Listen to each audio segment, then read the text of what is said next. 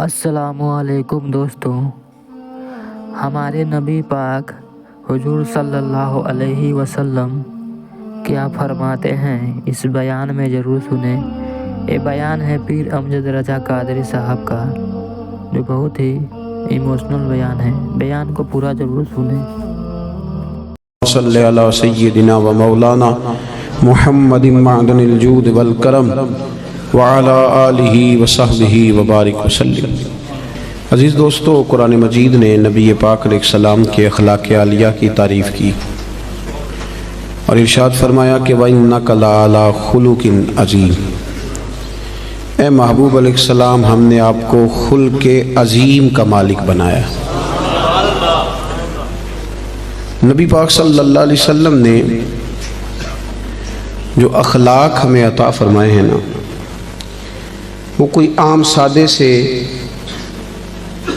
یا ایسے رویے نہیں ہیں جو کوئی بھی مصلح کسی کو بتا لے، بلکہ کائنات میں جو سب سے اچھی عادات اور سب سے اچھے اخلاق تھے وہ رسول کریم علیہ السلام نے ہمیں عطا فرمائے۔ اور حضور علیہ السلام نے فرمایا، میں اخلاق حسنہ کی تکمیل کرنے آیا ہوں۔ یعنی ساری دنیا جمع ہو کے بھی دوبارہ اتنے اچھے اخلاق کی طرف توجہ دلانے کا دعویٰ نہیں کر سکتی جو اخلاق مدینے والے محبوب نے ہمیں عطا فرمائے۔ یہ حد ہے، اس سے مزید آگے کوئی بڑھ سکتا؟ وَإِنَّكَ لَعَلَىٰ خُلُقٍ عَظِيمٍ۔ اور جناب عائشہ صدیقہ رضی اللہ تعالیٰ عنہ اس کی تفسیر میں فرمایا کرتی تھی، کانا خلقہ القرآن، کہ وہ سارے اخلاق جن کو قرآن بیان کرتا ہے نا، وہ سارے حضور نے کر کے دکھائے، وہ سرکار نے ہمیں کر کے دکھائے۔ ہمارے ہاں لوگ یہ سمجھتے ہیں کہ صرف میٹھا بولنے کا نام اخلاق ہے، حالانکہ اخلاق اعلیٰ حضرت نے خلق کا ترجمہ خو کیا ہے، یعنی عادت۔ اچھے اخلاق بنیادی طور پہ اچھی عادات کو کہتے ہیں۔ لوگ سمجھتے ہیں کہ صرف شاید میٹھا بولنے کا نام، یہ بھی اخلاق کا ایک حصہ ہے، لیکن ایک حصہ ہے۔ میٹھا بولنا کل اخلاق نہیں۔ میٹھا تو آپ کو پتہ ہے لوگ اپنے مطلب کے لیے بھی بولتے ہیں، میٹھا تو لوگ مطلب کے لیے بھی بولتے ہیں۔ جہاز کا جو عملہ ہوتا ہے ان کی بڑی بڑی تگڑی تنخواہیں ہوتی ہیں، بڑی بڑی، تو ان میں سے جو آدمی 2 لاکھ روپیہ مہینہ لیتا ہے اسے پتہ ہوتا ہے کہ یہ بندہ 15,000 کی ٹکٹ لے کر بیٹھا ہوا ہے، لیکن وہ جتنی مرضی تلخی کرے، ان کی ٹریننگ ہوتی ہے کہ تم نے تلخ نہیں بولنا، یہ ٹریننگ ہوتی ہے۔ بلکہ چلیں اس سے زیادہ کھول کے بات عرض کرتا ہوں، آپ یہ اپنے شہر میں کسی کپڑے والی دکان پہ چلے جائیں تو سیل مین سے کہیں کہ ایک سوٹ دکھائیں تو وہ آپ کو دکھائے گا، نہیں یہ نہیں مجھے پسند، تو وہ دوسرا تھان کھول لے گا، یہ بھی نہیں پسند تو وہ سارے کھول کے لے آئے گا۔ آپ آنے لگیں گے تو کہے گا انکل ذرا ٹھہریے، میں نے کچھ پیچھے بھی رکھے ہوئے، وہ بھی کھول کے لائے گا۔ پھر بھی آپ نے کہہ دیا کہ نہیں تیرے پاس وہ ہے ہی نہیں یار، تو نے میرا وقت ضائع کیا، تو پھر بھی بد اخلاقی نہیں کرتا وہ، بلکہ آپ سے کہتا ہے اگلے ہفتے آئیے گا، نیا مال بھی آنا ہے۔ لیکن جب آپ نیچے اترے سیڑھیوں سے تو اس نے پیچھے سے کہا کہ ایک جوڑا اس نے لینا ہوتا ہے اور نخرہ دیکھو کتنا ہے، تو آپ کا کیا مطلب ہے؟ یہ بندہ اخلاق والا ہے؟ یہ اخلاق، اس نے تو غیبت کی، اس نے ظلم کیا اپنی جان پہ۔ لوگ سمجھتے ہیں کہ فقط میٹھا بولو، یعنی آپ میٹھے بولتے جائیں باقی جو مرضی کرتے جائیں۔ اخلاق صرف میٹھا بولنے کا نام نہیں، اخلاق میٹھا بولنے کو نہیں کہتے، اخلاق تو سچ بولنے کو کہتے ہیں۔ سچ بولنا اور اس سچائی میں پھر مٹھاس پیدا کرنا، پھر اس کا نام حسن اخلاق ہے۔ سچ بولنے کا نام اخلاق ہے، خودداری کا نام اخلاق ہے، عزت نفس کا نام اخلاق ہے۔ عزیز دوستو، دیانتداری کا نام اخلاق ہے۔ نبی کریم صلی اللہ علیہ وسلم نے نا ہمیں بلند اخلاق سکھائے، بلند اخلاق۔ آج جن چیزوں کی بہت زیادہ ضرورت ہے ان میں سے ایک چیز ہے خودداری، عزت نفس۔ یہ دولت بے بہا ہے۔ حضرت حکیم بن حزام رضی اللہ تعالیٰ عنہ فرماتے ہیں کہ ہم کچھ لوگ نبی پاک صلی اللہ علیہ وسلم کی بارگاہ میں حاضر ہوئے تھے، حضرت عبد الرحمن ابن عوف بھی ان میں شامل تھے۔ ہم جب حاضر، یہ سیاستہ کی روایت ہے، کہتے ہیں جب ہم حاضر خدمت ہوئے تو حضور نے فرمایا میرے ہاتھ پہ بیعت کرو۔ تو ہم نے عرض کی حضور ہم تو پہلے بیعت کر چکے ہیں، بیعت اسلام تو ہو چکی۔ حضور نے دوبارہ فرمایا بیعت کرو۔ ایک صحابی نے پھر عرض کی حضور بیعت کر چکے ہیں، تو حضور نے فرمایا دوبارہ بیعت کرو، اور اس بات پر بیعت کرو کہ کسی دنیا دار کے آگے ہاتھ نہیں پھیلاؤ گے، کسی دنیا دار کے سامنے۔ ایک ہے اللہ والوں سے مانگنا، اللہ والوں کی مدد تو عین اللہ کی مدد ہوتی ہے، دنیا داروں سے مانگنا، اور ایک ہے دین کے لیے کسی کو توجہ دلانا، اس کا بھی معنی اور ہے، لیکن اپنی ذات کے لیے مانگنا، لالچ کرنا، لوگوں کی جیبوں کو دیکھنا۔ ہمارے نوجوان سارے تلاش کرتے پھرتے ہیں، وہ میری لندن والی پھوپھی مہربان ہو جائے تو میرا کام بن جائے گا، کبھی میرا امریکہ والا ماموں مجھے لے جائے تو میں بچ گیا۔ سہارے ڈھونڈتے پھرتے ہیں، سہارے کمزور لوگ ڈھونڈتے ہیں، کمزور لوگ سہارے ڈھونڈتے ہیں۔ اسلام تو وہ والا اخلاق سکھاتا ہے کہ سہارے ڈھونڈو نہ، بلکہ کسی کا سہارا بن جاؤ، سہارا بنو کسی کا۔ حضور نے باقاعدہ بیعت لی، فرمایا بیعت کرو میرے ہاتھ پر کہ تم کسی کے آگے سوال۔ تو حضرت عقیل بن حزام کا اپنا یہ حال تھا کہ بوڑھے ہو گئے تھے، ضعیف تھے، چلتے تھے تو کمر میں تکلیف ہوتی تھی۔ ایک دفعہ گھوڑے پہ بیٹھے تھے یا اونٹ پہ بیٹھے تھے تو ہاتھ سے درہ گر گیا زمین پہ، آپ کا خادم قریب کھڑا تھا، بڑی مشکل سے گھوڑے سے اترے، وہ درہ اٹھایا، دوبارہ بیٹھنے لگے تو تکلیف ہوئی، 2-3 دفعہ کوشش کر کے بیٹھ گئے تو خادم کہنے لگا حضور مجھے حکم دے دیتے میں پکڑا دیتا۔ فرمانے لگے کیسے تمہیں کہہ دیتا؟ میں نے اپنے محبوب سے وعدہ کیا ہے کہ زندگی میں کسی دنیا دار سے سوال نہیں کروں گا۔ یہ کمزور لوگ ہوتے ہیں میرے بھائی۔ غیرت، اقبال نے کہا، اقبال کہنے لگے غیرت ہے بڑی چیز جہانے تگ و دو میں، غیرت مند بن، تو کسی کے سامنے ہاتھ پھیلاتا ہے۔ غیرت ہے بڑی چیز جہانے تگ و دو میں، پہناتی ہے یہ فقر کو تاج سردارا۔ فرمایا فقیر اگر سرداری والا تاج پہننا چاہتے ہیں نا تو پھر وہ ہاتھ پھیلانا چھوڑ دیں۔ مسند امام احمد بن حنبل کی حدیث کے 2 جملے ان کو رٹ کے یاد کر لینا آپ نے۔ ایک شخص نے عرض کیا تھا یا رسول اللہ صلی اللہ علیہ وسلم ذلت کیا ہے؟ تو نبی پاک علیہ السلام نے فرمایا اگر تو لالچ کرے گا تو ذلیل ہو جائے گا، لالچ کرے گا تو ذلیل ہو جائے گا۔ عرض کی حضور پھر عزت کیا ہے؟ تو محبوب فرمانے لگے جو رب نے تجھے دیا ہے نا اس پہ راضی ہو جا، اللہ تجھے عزت عطا کر دے گا۔ خوددار بنے۔ قرآن پاک نے نا تعریف کی ہے اصحاب صفہ کی، قرآن کہتا ہے لا یسألون الناس الحافا، وہ کسی سے لپٹ لپٹ کر سوال نہیں کرتے، پیٹوں پہ پتھر باندھے ہوئے کئی دنوں سے روٹی نہیں کھائی، پر کسی سے لپٹ لپٹ کر سوال ہے، وہ خودداری والے لوگ، عزت نفس والے، وہ ہاتھ نہیں پھیلاتے، وہ ان کا یہ رویہ نہیں ہے کہ کوئی آئے گا تو مجھے دے جائے گا۔ خواجہ حسن بصری رحمۃ اللہ علیہ کے پاس ایک نوجوان آیا تو آگے کہنے لگا حضرت جی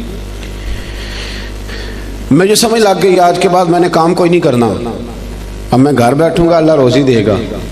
آپ فرمانے لگے جی وہ کیا سمجھ لگ گئی ہے؟ کہنے لگا میں نے آج عجیب بات دیکھی ہے، میں جنگل میں گیا ہوا تھا، ایک شیر آیا ہے، اس نے ایک بکرے کا شکار کیا ہے، کچھ اس نے کھایا ہے، پھر اس نے باقی کا اپنے پنجوں میں پکڑا ہے، پہاڑی کے اوپر چڑھ گیا، وہاں ایک نابینا لومڑی بیٹھی تھی، باقی کا اس نے اسے کھلایا ہے۔ تو مجھے مسئلے کی سمجھ آ گئی ہے کہ جو اللہ لومڑی کے لیے بندوبست کر سکتا ہے میرے لیے بھی کرے گا، لہذا اب کام نہیں کرنا۔ تو خواجہ حسن بصری فرمانے لگے سبحان اللہ کیا تیری سوچ ہے، تو نے 2 کردار دیکھے، ایک لومڑی دیکھی ایک شیر دیکھا، او خدا کے بندے تو نے لومڑی بننے کا فیصلہ کیا، شیر بننے کا کیوں نہیں کیا؟ تو شیر بننا، شکار مار، کھا بھی اور کھلا بھی، کھا بھی اور کھلا بھی۔ پڑھے نا ابن ماجہ شریف، ایک صحابی حاضر خدمت ہوئے، عرض کی حضور کچھ دیجئے۔ یہ نوجوان میری بات پہ خاص توجہ کریں، اب وہ اقبال کا کرتے تھے لہو مجھ کو رلاتی ہے جوانوں کی تن آسانی، کہتے یہ آرام پسند ہے، کہتے کرنا کچھ نہ پڑے، کچھ شارٹ کٹ رستہ ملے۔ بلکہ ہمارے بچے تو اب خواب دیکھتے ہیں کہ سویرے میں اٹھوں تو میرے نا بستر کے نیچے ایک توڑا پیسوں کا پڑا ہوا ہو، یا میری موٹر سائیکل سے بس ٹکرائے کچھ ہے، میں اٹھاؤں تو نیچے ہیرے ہی ہیرے ہوں۔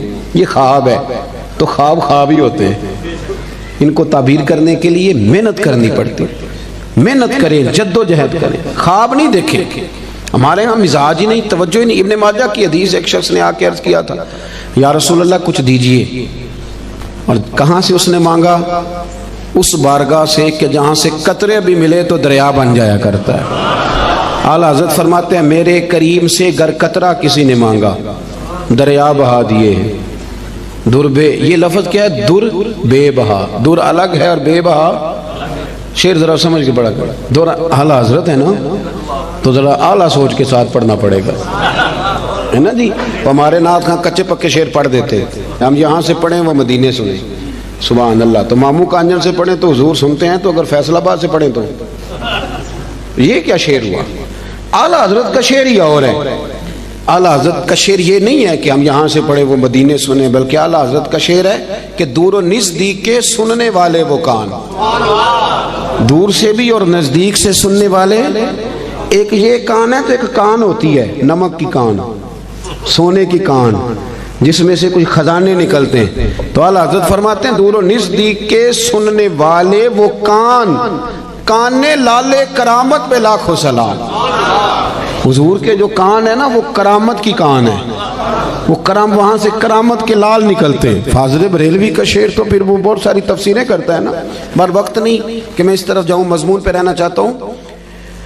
مانگا اس نے کچھ آ کے، تو نبی پاک صلی اللہ علیہ وسلم نے نا، حضور سب کو دیتے تھے اور بے بہا دیتے تھے، اور جو ایک دفعہ حضور سے مانگتا تھا کہیں اور جانے کی ضرورت ہی نہیں پڑتی تھی. لیکن اس صحابی سے، نوجوان سے نبی پاک نے فرمایا تیرے پاس کوئی شے نہیں، تو مانگنے آیا ہے. تو اس نے عرض کی یا رسول اللہ میرے گھر میں نا ایک کمبل ہے اوڑھنے کا اور ایک پیالہ ہے پانی پینے کا.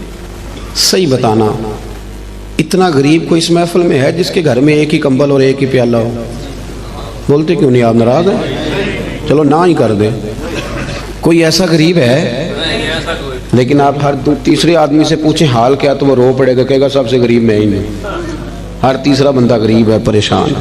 اتنا بھی کوئی غریب ہوگا کہ ایک پیالہ پانی پینے کا اور ایک کمبل اوڑھنے کا؟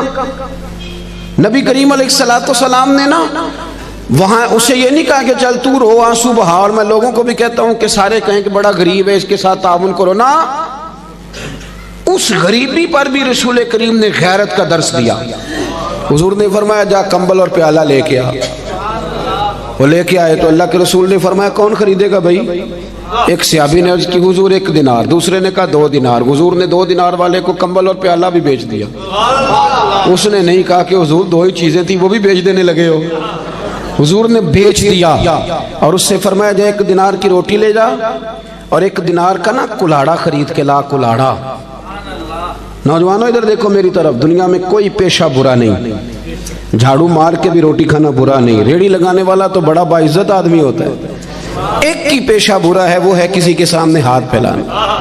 باقی کوئی شے بری نہیں. کریم رسول صلی اللہ تعالی علیہ وسلم نے فرمایا کلاڑا خرید کے لا. صحابہ کہتے وہ کلاڑا خرید کے لایا، پر اس کے نصیب دیکھو، کلاڑا وہ لایا پر اس میں دستہ میرے مصطفیٰ کریم نے اپنے دستے مبارک سے لگایا.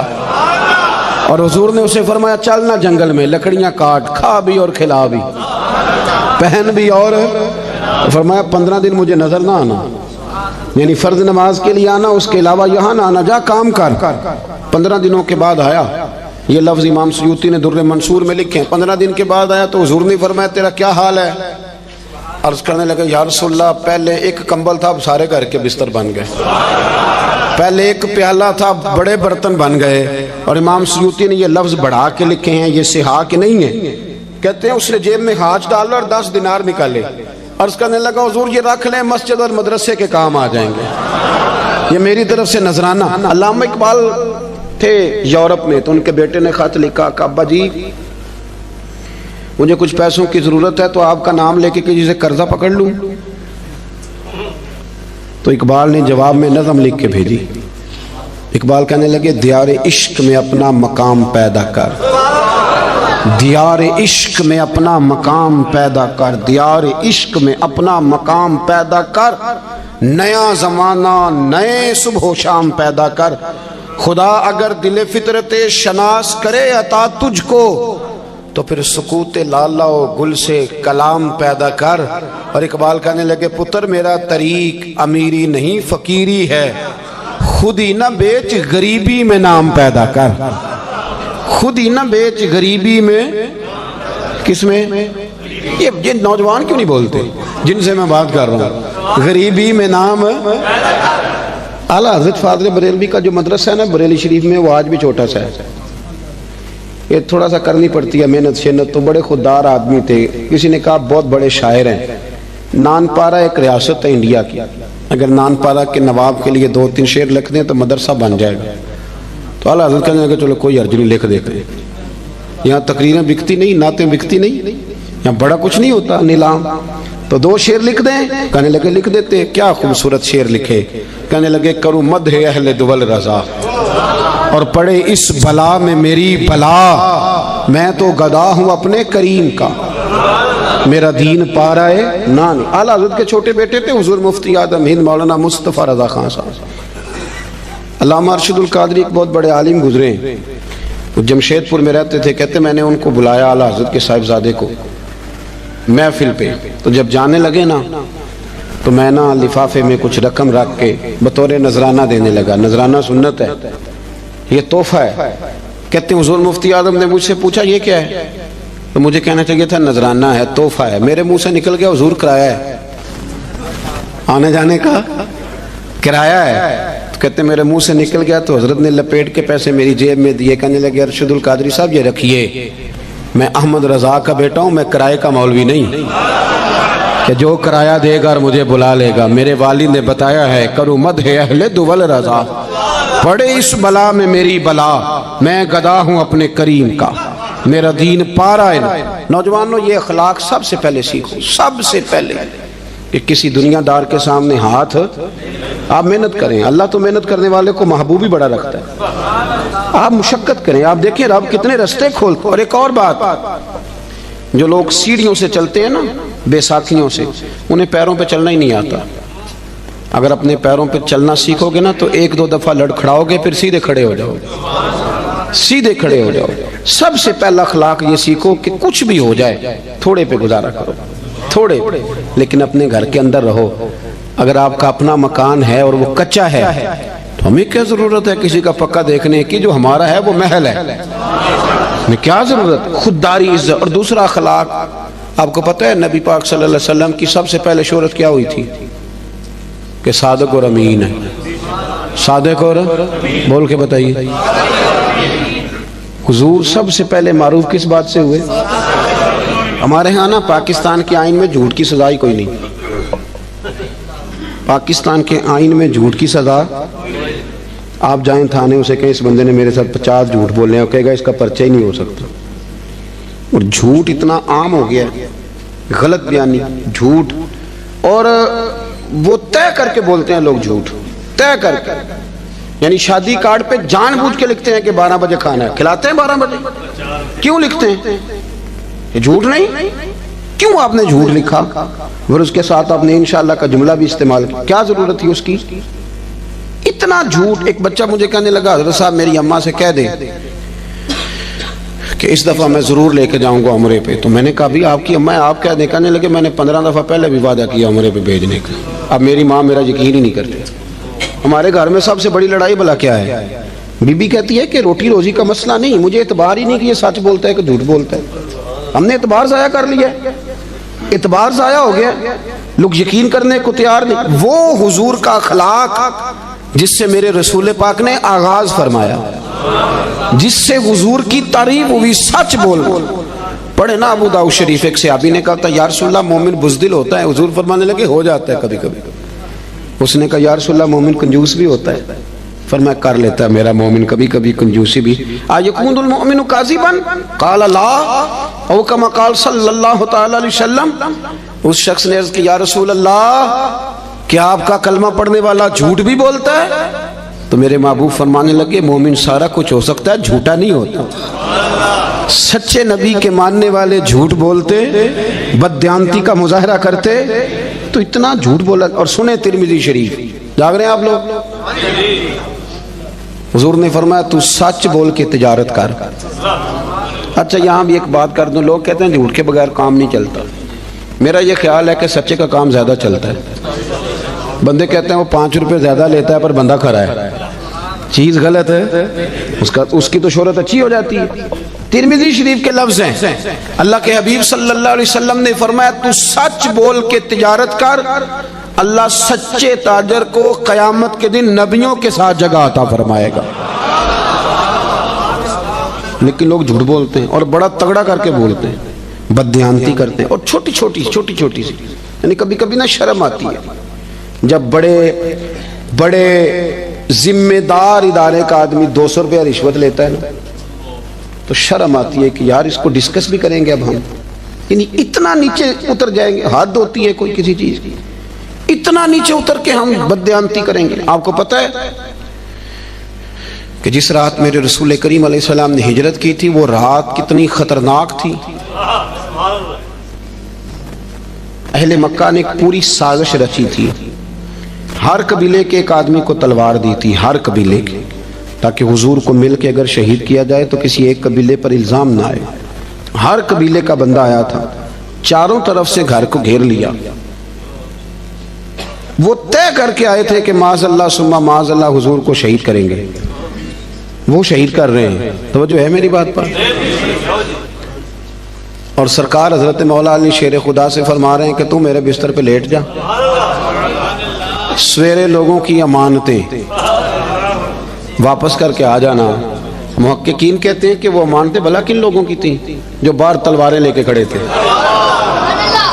مجھے سچ بتاؤ کہ جس بندے سے میں نے لینا ہو لاکھ روپیہ، وہ عمرے پہ جانے لگے، حالانکہ مجھے پتہ ہے کہ 20 دنوں میں 28 دنوں میں لوٹ آئے گا، تو میں اسے جانے دیتا ہوں؟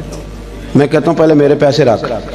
آپ ذرا اس بات کو اس کو عام نہ لیجئے گا، ذرا اس کی گہرائی دیکھیں کہ آپ ایک بندے کو شہید کرنے لگیں، آپ اس کا خاتمہ کرنے لگیں اور آپ کے پیسے اس کے گھر میں پڑیں، انوکھی بات نہیں؟ اخنس بن شریک ابو سفیان کہنے لگے کہ سنا تیرے بھی پیسے وہاں پڑے ہیں، تو شہید کرنے آ گیا تو پیسے تو لے رہے تھے۔ تو اخنس بن شریک کہنے لگا ابو سفیان چپ کر، بات کا تجھے بھی پتہ ہے اور بات کا مجھے بھی پتہ ہے، وہ باہر سے نہیں آئے، یہیں پیدا ہوئے، یہیں جوان ہوئے، ہمارے سامنے ان کی کن پٹیوں پہ بال سفید آئے، جانتا تو بھی ہے اور پتہ مجھے بھی ہے، مخالفت جتنی مرضی کریں، پر یہ تو ہمیں پتہ ہے نا کہ وہ دنیا سے چلے بھی گئے تو ہماری امانتیں پھر بھی ضائع نہیں ہوں گی۔ آپ کیا بات کرتے ہیں صاحب؟ تیری صورت تیری سیرت زمانے سے نرالی ہے، اور تیری ہر ایک ادا پیارے ادائے بے مثالی ہے۔ میرے عزیز، اتنی بڑی بات کہ پیسے گھر میں پڑے ہیں، تو ان کا یہ دعویٰ ہے کہ وہ شہید بھی ہو گئے تو ہماری امانتیں ضائع۔ لیکن یہاں کیا حال ہے؟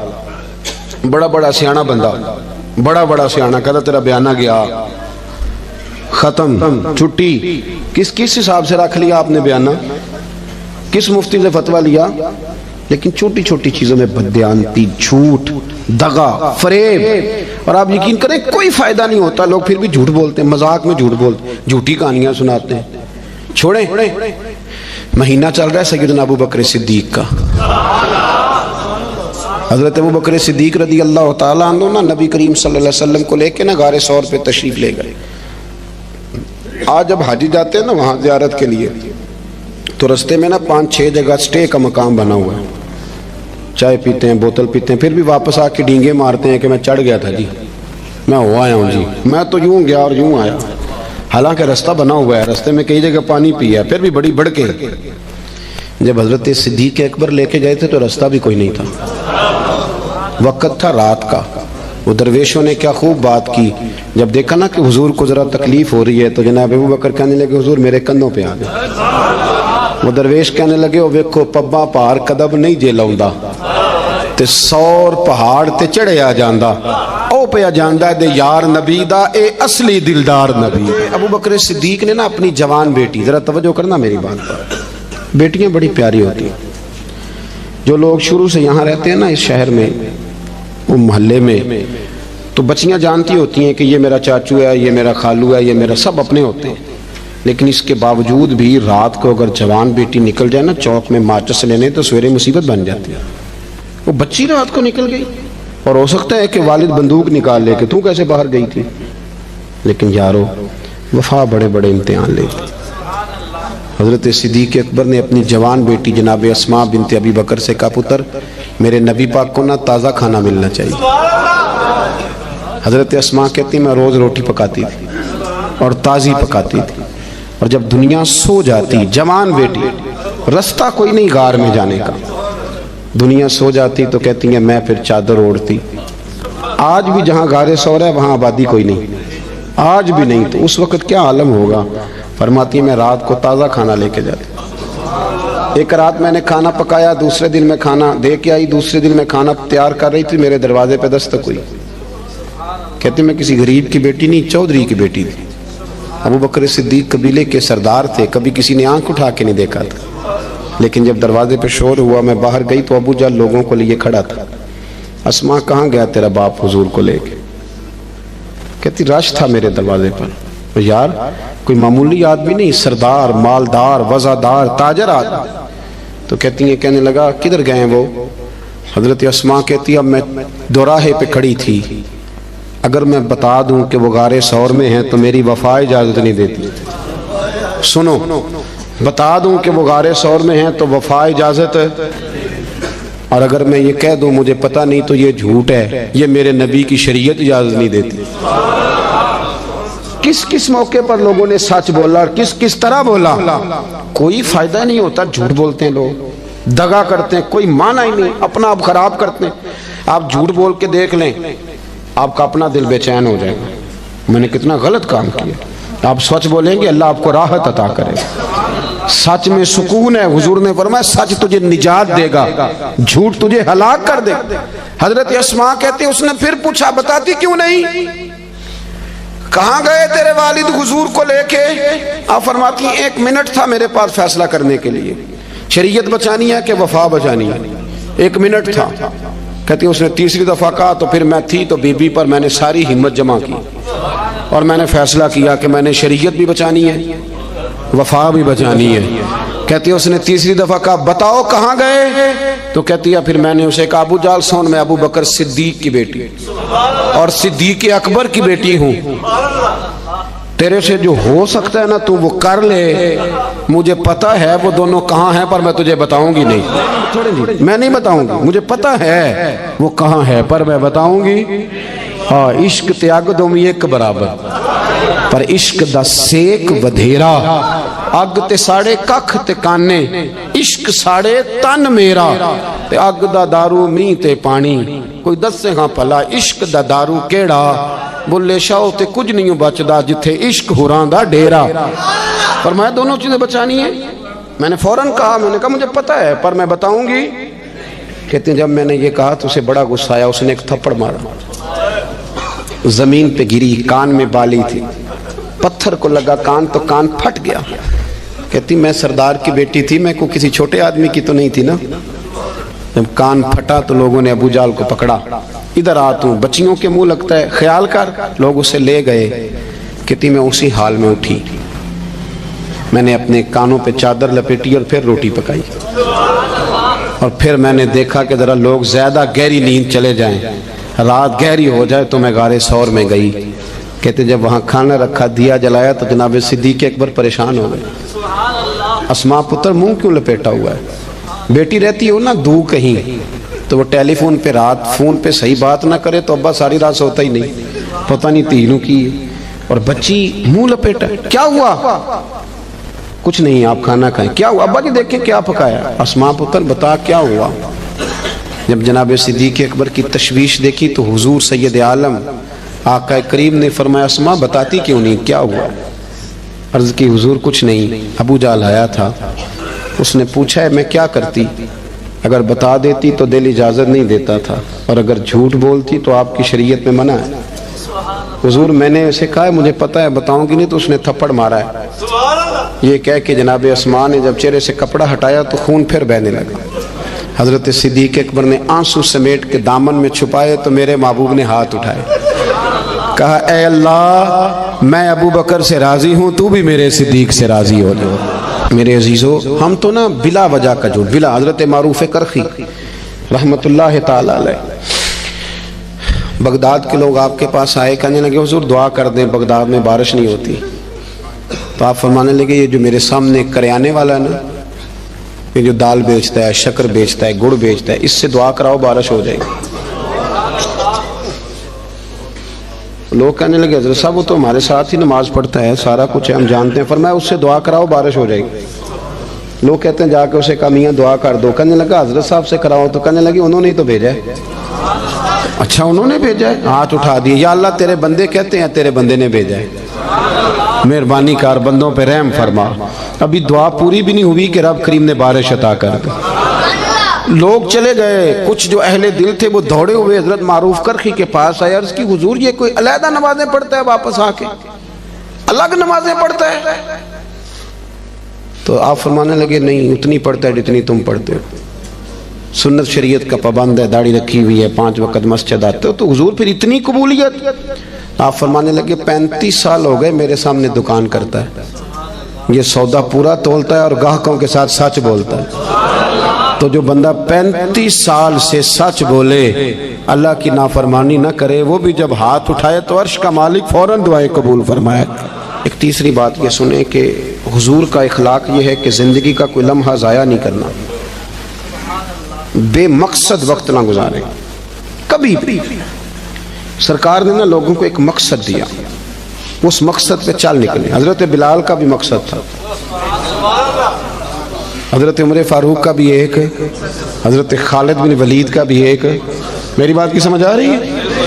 کوئی زندگی میں نا کوئی مقصد بنائے، اور اگر اللہ دے توفیق تو پھر میرے نبی کریم کے دین کی خدمت کو بھی مقصد بنائے۔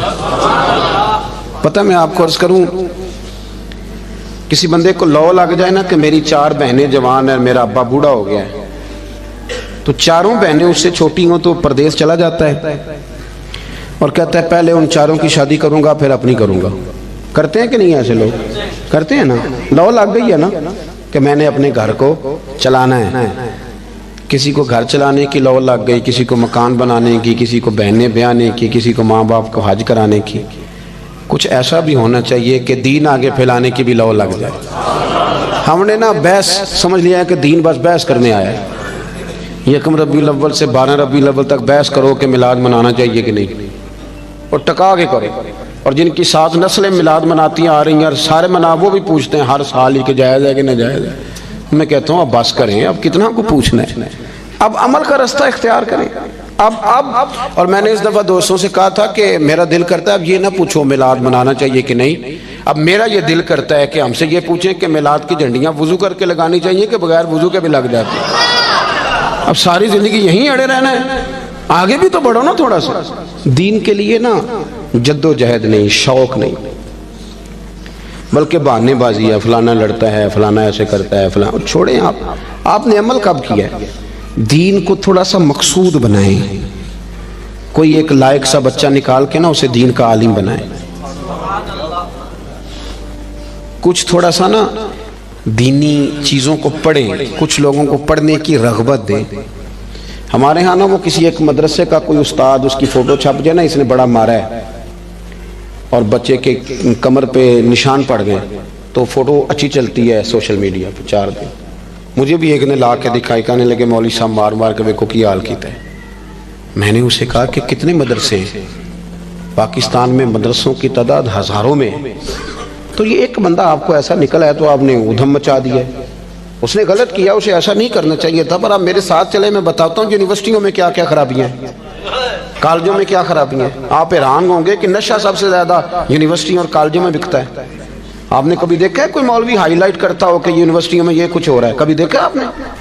نہیں کرتے، اس لیے کہ ہم سمجھتے ہیں وطن ہمارا اپنا ہے اور یونیورسٹیاں ہماری اپنی ہیں، پڑھنے والے بچے ہمارے۔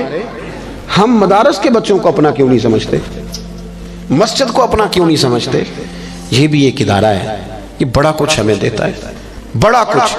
لوگ کہتے ہیں مولوی کچھ نہیں کر رہے، تو میں کہتا ہوں کبھی ایسا ہوا ہے کہ تراویحاں کسی مسجد میں رہ گئی ہوں کہ حافظ نہیں ملا؟ بتائیں کبھی ہوا ہے؟ اس مسجد میں آج جمعہ نہیں ہوا جی، مولوی کوئی نہیں ملا۔ تو مدارس کچھ کر رہے ہیں تو اتنا بڑا انقلاب آیا ہوا ہے۔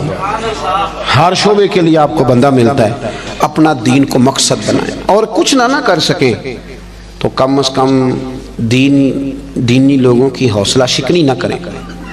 ایسے کوئی بندہ پگڑی باندھ کے آ جائے تو اسے کہہ دے کہ تو اچھا لگ رہا ہے، ویسے ایک میرا دل کر رہا ہے بات کر دوں، وہ بھی میں کر ہی دیتا ہوں۔ آپ نا بیوٹی پارلر سے تیار ہو کے ہیں تو لوگ کہیں گے سونے لگ رہے ہیں، یہی کہیں گے۔ لیکن اگر آپ امامہ باندھ کے، داڑھی رکھ کے، کنگھی کر کے، خوشبو لگا کے ہیں تو لوگ تعریف پھر بھی کریں گے، پر یہ نہیں کہیں گے سونے لگ رہے ہیں، کہیں گے کتنا نورانی چہرہ ہے۔ تو دین کے رنگ میں تو تعریف بھی بدل جاتی ہے اور مزہ دیتی ہے. تو اپنا مقصود بنا. مجھے بتایا گیا یہاں مسجد اور بڑی جلدی مدرسے کا بھی آغاز ہونے لگا ہے. میں اس چیز کا قائل ہوں کہ مسجد اور مدرسہ جہاں بھی ہو وہ میرے نبی پاک کی پسند ہے. اپنی توجہات بڑھایا کریں. انسانوں میں غلطیاں ہوتی ہیں. مسجد و مدرسوں میں رہنے والے لوگ فرشتے نہیں ہوتے, انسان ہوتے ہیں. تو غلطیاں جہاں ہوتی ہیں ان کو صحیح کیا جاتا ہے, غلطیوں کی مخالفت شروع نہیں کی جاتی. اس مدرسے کو, اس مسجد کو آپ نے توجہ دینی ہے. توجہ. میرے پاس نا میرے کچھ مریدین جو لاہور سے تعلق رکھتے ہیں وہ سارے آئے ہوئے تھے, کچھ دن ہو گئے. وہ کافی سارے لوگ تھے تو کچھ وظائف کی بات چیت چل رہی تھی. تو میں نے انہیں کہا بھی تمہارا ایک وظیفہ میں نے اور بڑھا دیا. وہ پیر صاحب وہ کیا؟ میں نے کہا آپ جس محلے سے آئے ہیں نا, آپ نے ہر جمعے اپنے محلے کی مسجد کی صفائی کرنی. یہ ہمارا وظیفہ ہے, اس کو آپ نے پڑھنا ہے. اور مسجد کے انتظامی معاملات میں مداخلت نہیں کرنی. امام خطیب کمیٹی کیا کر رہی ہے اس سے سروکار نہیں. مسجد کی صفائی کریں, آپ کر کے دیکھیں, اللہ آپ کو سکون عطا کرے گا. بہت بڑے درویش گزرے, بابا فرید. جو بندہ کہتا تھا نا دل پریشان ہے اسے جھاڑو دیتے تھے, کہتے تھے جا مسجد میں جا کے جھاڑو دے, رب تجھے سکون عطا کرے گا. اور خود فرمایا کرتے تھے اٹھ فریدہ ستیا تے جھاڑو دے مسجد. اٹھ فریدہ ستیا تے جھاڑو دے, بولیے. چلے مذہبی لوگوں سے بھی بات کر ہی لیتے ہیں. وہ امام صاحب کہتے ہیں مسجد کمیٹی دی وہ صفائی کرے. میں تو امام ہوں نا, امام تو نہیں نہ صفائی کرتا ہوں. تو کمیٹی والے کہتے ہیں حضرت صاحب کرائی صفاؤ تسی کڑا آپ کرنی, بالا کو لے کرانی جی, وہ بھی بڑے پکے ہیں. تو میں کہتا ہوں کہ مسجد کمیٹی کی ہے کہ اللہ کی ہے؟ اس یہاں کون آتا ہے؟ اللہ کے پرونے آتے ہیں نا, اللہ کے مہمان آتے ہیں. میں الحمدللہ خوشی محسوس کرتا ہوں مسجد کو صاف کرتا, اس لیے کہ وہ رب کا گھر ہے. تو آپ مسجد میں رہتے ہیں, میں مسجد میں رہتا ہوں, اس کا کیا معنی ہوا کہ ہم اس میں بھی کہیں کہ ہماری حدق ہو رہی ہے, ہم کسی چودھری کا گھر صاف کر رہے ہیں, تو رب کریم کا گھر ہے. آپ کیوں ایسی کچی؟ اٹھ فریدہ ستیا جھاڑو دے مسجد, اور تو ستا رب جاگدا تیری ڈاڈے نال پرید. اٹھ فریدہ ستیا, داڑھی آ گیا پور, اگا نیڑے آ گیا پچھا رہ گیا دور. اٹھ فریدہ ستیا تے خلقت ویکھن جا, متے کوئی مل جائی بخشیا تے تم ہی بخشیا جا. ایک بات یہ عرض کی کہ خودداری پیدا کرے, اعلیٰ اخلاق ہے. اور دوسری گزارش یہ کی کہ سچ بولیں, دیانتداری کم. اور تیسرا اپنا کوئی مقصد بنائیں, ایک منٹ بھی زندگی کا ضائع نہ کرے. اور اگر دین مقصد بن گیا تو پھر تو دین بھی مل گیا, دنیا بھی مل گئی. جو میں کہہ سکا دعا کرتا ہوں اللہ اسے قبول فرما لے. دوستوں, پیر امجد رضا قادری کا آڈیو بیانات سننے کے لیے ہمارے چینل اسلامک شارٹس کو سبسکرائب ضرور کریں.